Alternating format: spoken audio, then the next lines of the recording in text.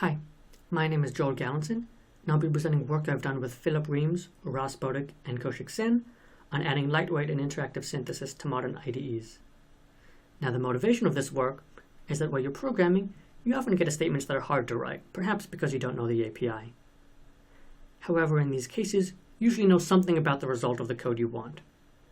Our idea is that programmers should be able to express this intuition of theirs, and the IDE should synthesize and find the code that they want.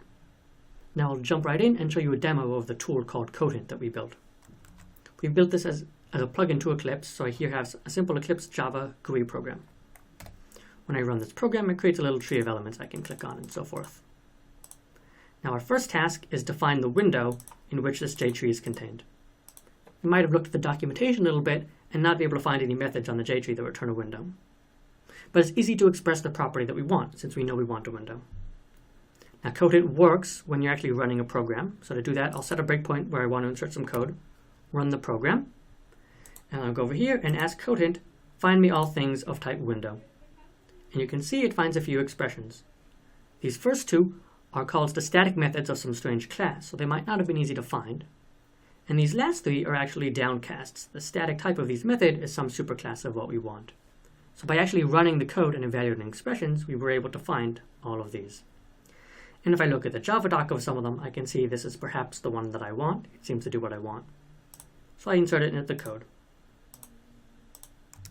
So in this case, I could easily express the type that I wanted, and CodeHint could find some expressions that return that type. In this next example, I might want to get the size of the window that I just found. Now this seems easy, but we'll see it's actually a bit trickier than we thought. Again, I'll run the program to this point and ask CodeHint, find me things of type dimension. We see it finds a few dimension objects. Now, interesting thing to note is that if you look at window get size, which is what you would expect, and its actual result, you see it has width and height 0, which probably isn't what we want. But we look at this window.getPreferredSize, we see it actually has some reasonable looking width and height.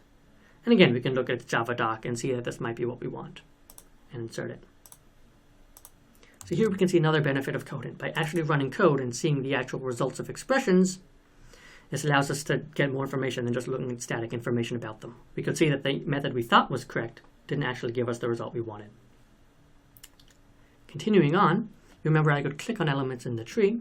I now want to figure out where the user clicked, specifically find the row they clicked. So again, this might be hard to do looking at the documentation, but it's easy to express the property that I want, because it's easy to click on a row and say, well, I clicked on this row. So I set my breakpoint.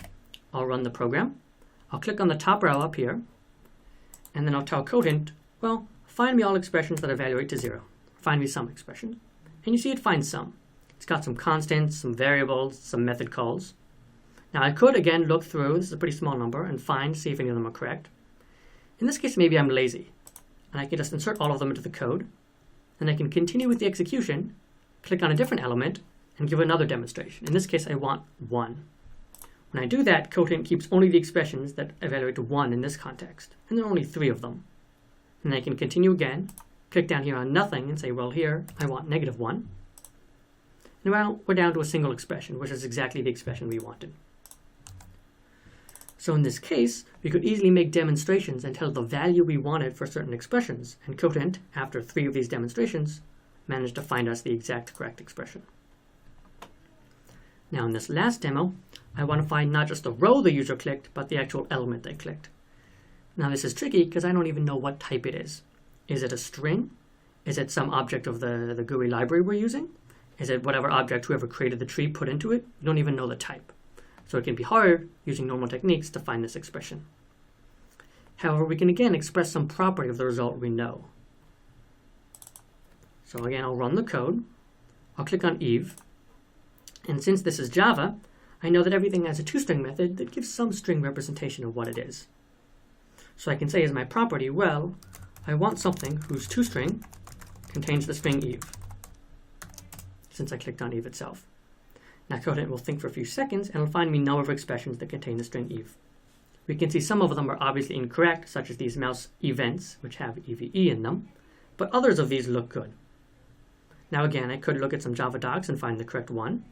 In this case, again, I'll insert all into the code, continue with the execution. I'll click down here on nothing, and when I click on nothing, perhaps I know that I want the value null. When I do that, CodeHint will be down to just 2 expressions, and it turns out if you look at the Java docs, these are equivalent and both correct. So in this case, we didn't even know the static type of the expression we wanted, but we could express some property about its result, and that was enough for CodeHint to find the code for us. Now this is the end of my demo. CodeHint is publicly available at this URL, cs.berkeley.edu/squigglyjoel/codehint. I've got some installation instructions and a brief user guide. The source code is again available at GitHub. So I hope you enjoyed this. Thank you.